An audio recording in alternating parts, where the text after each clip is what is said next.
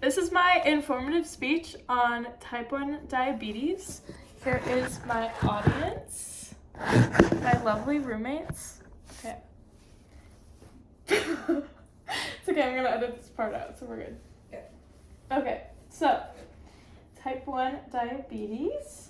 Okay, so what is type 1 diabetes? Type 1 diabetes is an autoimmune disease that attacks the immune system, the cells in your pancreas that produce insulin. Becca, you are so funny. I'm gonna restart and just edit that whole part out. Okay, slay. Okay. Fuck. Now I have to start from the beginning. Okay, wait. Okay, so I am going to teach you guys about type 1 diabetes. So what is type 1 diabetes, also known as juvenile diabetes? Juvenile diabetes is an autoimmune disease, and that means that the immune system in your body attacks the pancreas, and specifically the cells in your pancreas that produce insulin.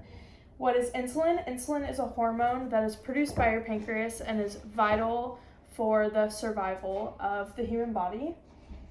There are two different categories in type 1 diabetes. There's hyperglycemia and hypoglycemia. Hyperglycemia means that there is not enough insulin in the blood and too much sugar in the blood, so the blood sugar goes high.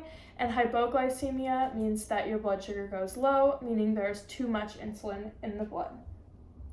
Type 1 diabetics must act as their own pancreas on the outside of their body, which normal people don't have to do, but through pumps and technology, which we'll get into later, they're able to be their own pancreas on the outside of their body.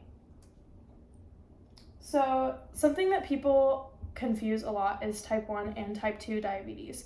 So type 1 diabetes is something that is called insulin dependence. So that means that their pancreas produces no insulin, which on the flip side, type 2 means that the pancreas does not produce enough insulin, or the body resists the action of the insulin because of weight gain or other environmental factors.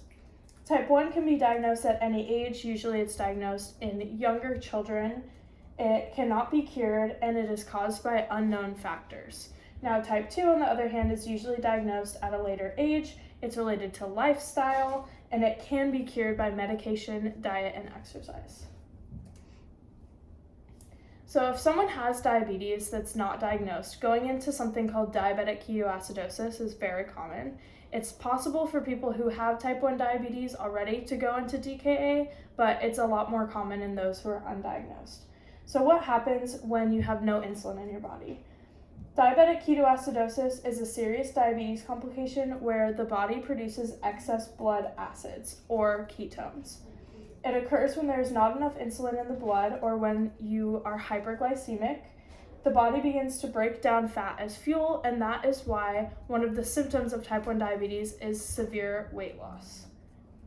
The 4 T's to look for in people who are showing signs of type 1 diabetes is toilet, thirsty, tired, and thinner. Those 4 things are super important and very main signs that someone could have type 1 diabetes.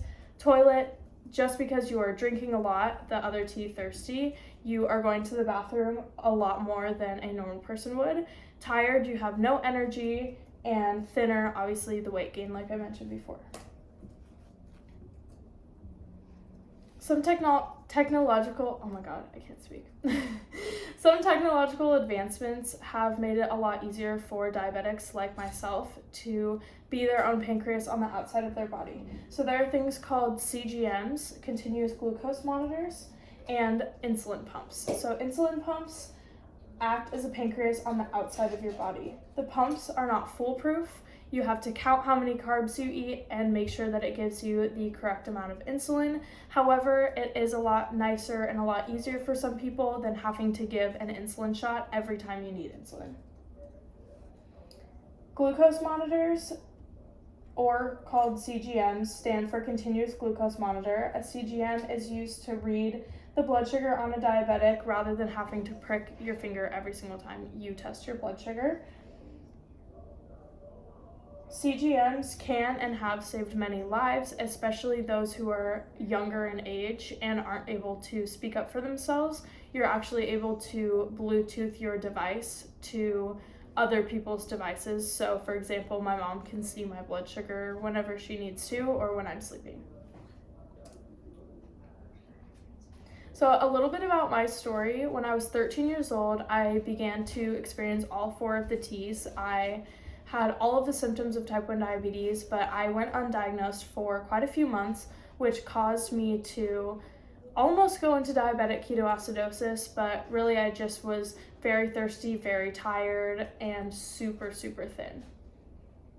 My symptoms began in fall of 2017, and I ended up actually going into what we think was very close to DKA. Fuck, I can't talk. Okay, I'm gonna restart this whole slide. Okay. I'm gonna tell you guys a little bit more about my story.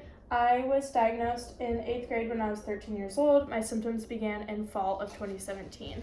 So on Thanksgiving in 2017, I actually went into diabetic ketoacidosis. My stomach hurt so bad that I couldn't even stand up straight. I was vomiting all night, and I had already been experiencing those 4 T's and was severely underweight, severely malnourished, and we just knew that something was not right. So on December 5th of 2017, I was diagnosed with type 1 diabetes, and my blood sugar at the time was 574, which is extremely high. The normal blood sugar range for a type 1 diabetic is 80 to 130.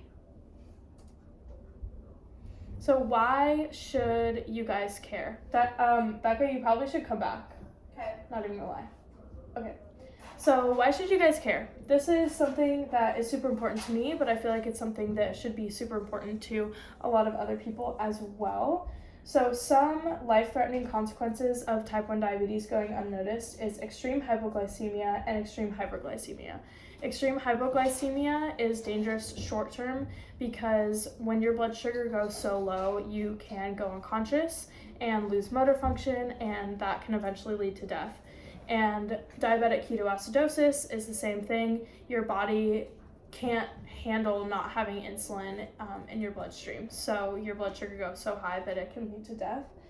You must know the signs. If you plan on having children, them getting diagnosed with type 1 diabetes, it's an extreme possibility. My family had no prior diagnoses of type 1 diabetes, anyone in my family, and I still happen to be one of the people that got it. You could totally save a life. Any of your friends, anyone that you know, if you know the signs, if someone is acting like they have low blood sugar, you can 100% save their life just by knowing what type 1 diabetes is. Any questions? Nope. Perfect. They're still there. They watched my whole speech. Thank you.